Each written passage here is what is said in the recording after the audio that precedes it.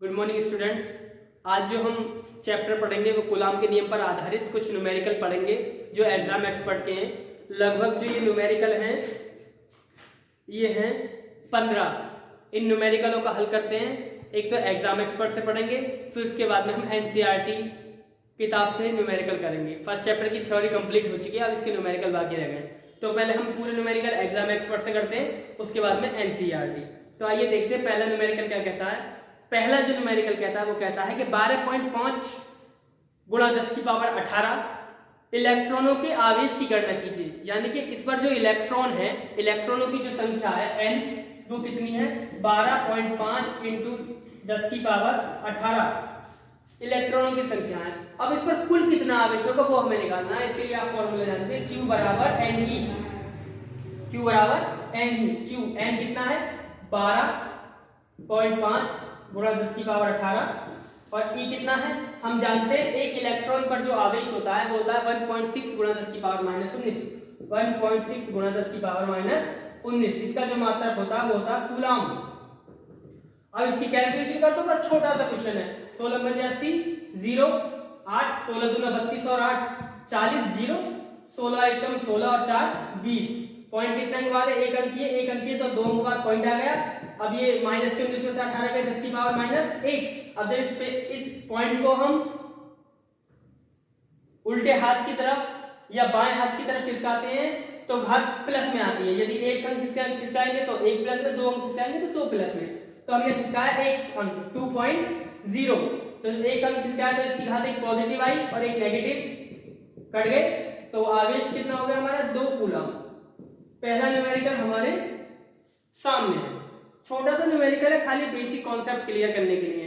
असली न्यूमेरिकल तो अभी आगे आएंगे। ये तो जो बेसिक्स है वो आपको बता रहा हूँ, जिससे आपको आगे की थोड़ी सी सोच विकसित हो जाए और कुछ नहीं। स्क्रीनशॉट मान लो, अगला क्वेश्चन पढ़ते हैं। अगला क्वेश्चन कहता है कि एक आवेशित चालक में 4000 इलेक्ट्रॉन बाहुल्य में है। चालक पर आवेश की मात्रा तथा प्रकृति बताइए। क्वेश्चन को थोड़ा सा रिपीट करो अपने दिमाग में। जो मैंने जो क्वेश्चन बोला है इसे थोड़ा सा रिपीट करो कि एक आवेशित चालक है, कोई चालक है, मान लो यही कोई चालक है। इस पर जो है वो 4000 इलेक्ट्रॉन अधिक है। उदासीन वस्तु कब होती है, जब उस पर जितना पॉजिटिव हो उतना नेगेटिव हो तो वो उदासीन होती है। यदि उस पर इलेक्ट्रॉन अधिक हो जाएंगे तो ऋणावेशित वस्तु, यदि उस पर धनावेश अधिक हो जाएंगे तो धनावेशित वस्तु। यह कह रहा है कि इलेक्ट्रॉन अधिक है, तो सीधी सी बात है इलेक्ट्रॉन अधिक है तो ये ऋणावेशित वस्तु हुई। तो इलेक्ट्रॉन बाहुल्य कितने 4000। अब क्या कह रहा है ये क्वेश्चन, कह रहा है चालक पर आवेश की मात्रा तथा प्रकृति बताइए। भैया चालक पर आवेश की मात्रा वही Q बराबर N। Q बराबर N कितना है हमारे पास 4000 और E कितना 1.6 इंटू 10 की पावर -19 कूलाम। अब Q बराबर 16 चौका 64 पॉइंट एक अंक बाद लिख दिया। ये कितनी घात है 3 और ये कितना -19, तो कितना बचा -16 कूलाम। अब ये कहता है कि इसकी प्रकृति बताइए। भैया प्रकृति क्या बताइए, आपको सीधी सी बात पता है कि उदासीन वस्तु वह होती है जिस पर धनावेश और ऋणावेश समान होता है, लेकिन इस पर किसकी अधिकता है, इलेक्ट्रॉन की अधिकता है। तो सीधी सी बात है इसकी जो प्रकृति होगी वो ऋणावेशित होगी। ये मैंने आपको अगर आप उठा के देंगे आवेश के बारे में तो सबसे पहले मैंने यही चीज समझाई थी। इसे उतार लो। हम अगला क्वेश्चन पढ़ते हैं। अगला क्वेश्चन क्या कहता है, इसकी प्रकृति और लिख लो ऋण, जिससे आपको थोड़ा सा अच्छा फील हो। अगला क्वेश्चन वही है, बस छोटा सा चाहो तो खुद कर लो कि 3.2 कूलम आवेश कितने इलेक्ट्रॉन से निर्मित होगा। अब सीधी सी बात है, उसने आवेश दे दिया कि 3.2 कूलम का आवेश हमारे पास है या किसी वस्तु पे है, तो उसमें कितने इलेक्ट्रॉन होंगे।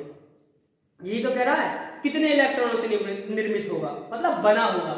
तो हम जानते हैं, इसको मिटा दें।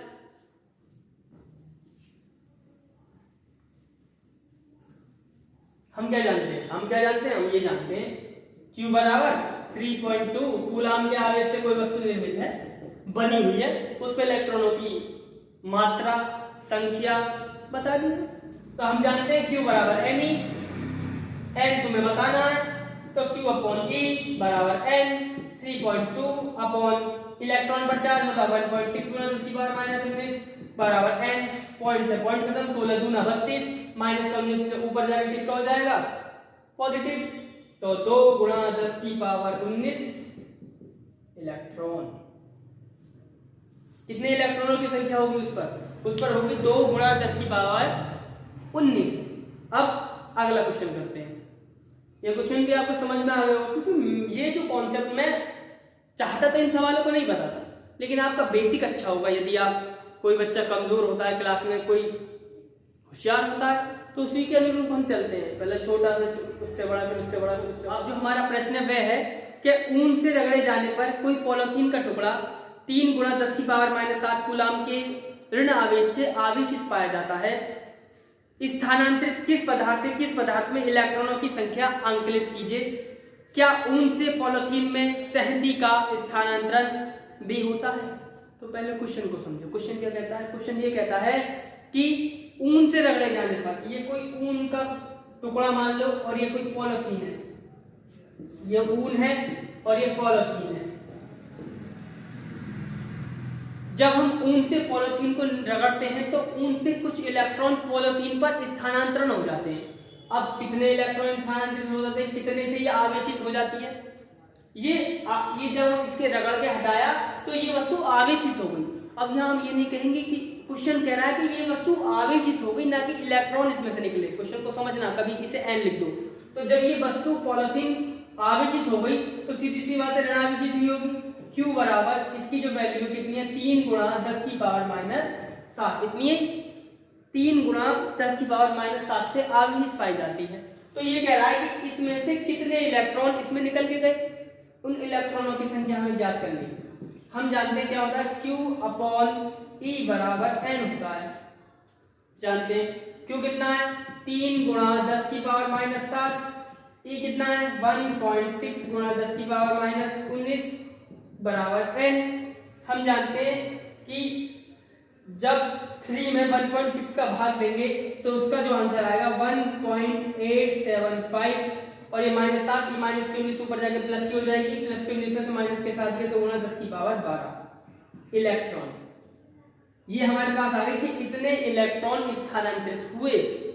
जब इसने बताया कि इतने इलेक्ट्रॉन स्थानांतरित हुए, अब इसका दूसरे पार्ट में कहता है, दूसरे पार्ट में क्या कहता है कि क्या ऊन से पॉलीथीन में सहती का स्थानांतरण भी होता है। सहती बोलते हैं द्रव्यमान को।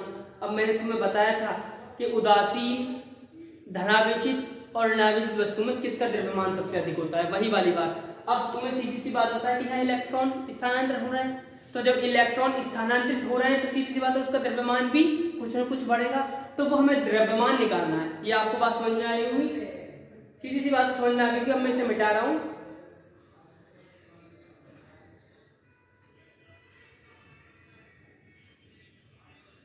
अब मुझे निकालना है स्थानांतरित इलेक्ट्रॉनों का द्रव्यमान, या फिर डायरेक्ट दो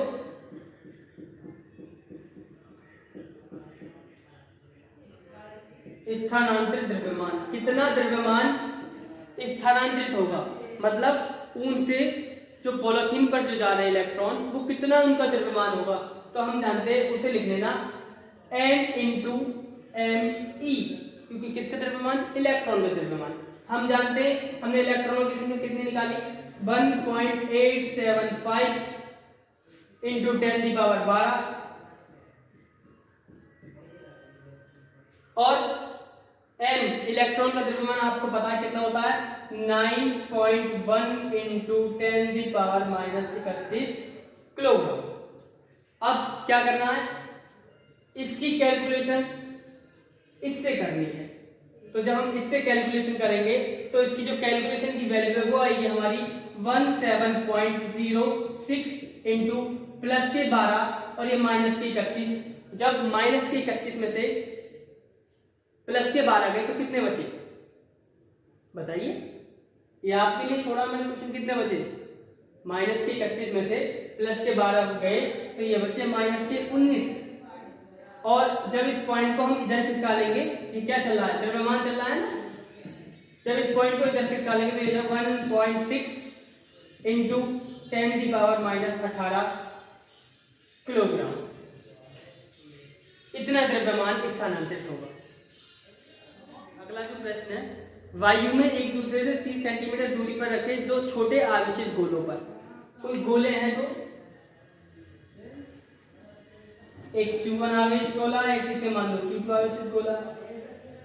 फिर ये क्या कहता है कि 30 सेंटीमीटर दूरी पर रखें एक दूसरे से, कितनी सेंटीमीटर की दूरी पर रखें, 30 सेंटीमीटर की दूरी पर रखें छोटे आवेशित गोले पर क्रमशः 2 गुणा 10 की पावर माइनस 7 का कूलाम का आवेश तथा 3 गुणा 10 की पावर माइनस 7 कूलाम आवेश है। इनके बीच कितना बल होगा? पहले गोले पर कितना है? 2 गुणा 10 की पावर माइनस 7 कूलाम का आवेश, और दूसरे गोले पर कितना है? 3 गुणा 10 की पावर माइनस 7 कूलाम का आवेश।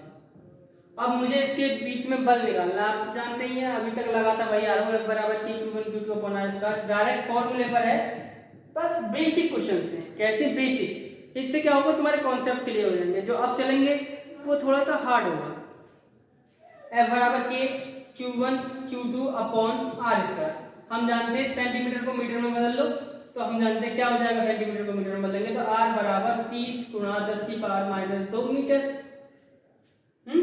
अब F बराबर हम जानते हैं कि कितना है, 9 गुणा 10 की पावर 9, Q1 कितना है 2 गुणा 10 की पावर माइनस 7, और Q2 कितना है 3 गुणा 10 की पावर माइनस 7 अपॉन R कितना है 30 गुणा 10 की पावर माइनस 2 का होल स्क्वायर। 30 क्योंकि R का स्क्वायर है ना, 10 की पावर माइनस 2 का होल स्क्वायर। अब हम क्या जानते हैं, हम जानते हैं 7 और 7 कितना हो गए 14, 14 में से 9 गए,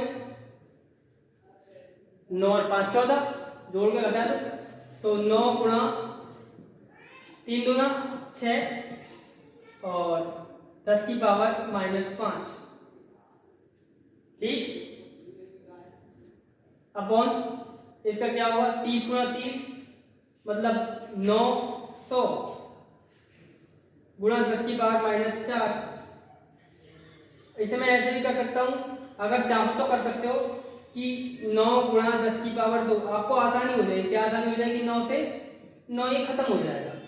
अब 10 की पावर 2, 10 की पावर माइनस 4, माइनस की 2 बचेगी, माइनस की 2 ऊपर जाए किसकी हो जाएंगी प्लस की, अब प्लस की 2 माइनस के 5 में से जाएंगे तो माइनस की 3, तो F बराबर जो बचेगा 6 गुणा 10 की पावर माइनस 3 न्यूटन बल का मात्रा। ये हो गया यदि 2 आवेशित गोले रखे हों और उनके बीच की दूरी दे रखी हो और तुम्हें क्या निकालना हो बल, तो इस तरीके से निकलेगा। बात समझ में आ गई होगी। लेकिन इससे एक और बात मैं आपको बताऊंगी, यदि वो आवेशित गोले कहता है और इलेक्ट्रॉन या प्रोटॉन नहीं दर्शाता तो समझना ना वो धनावेश है, और धनावेशों के बीच में जो बल लगता है वो प्रतिकर्षित बल होता है, प्रतिकर्षण का बल होता है।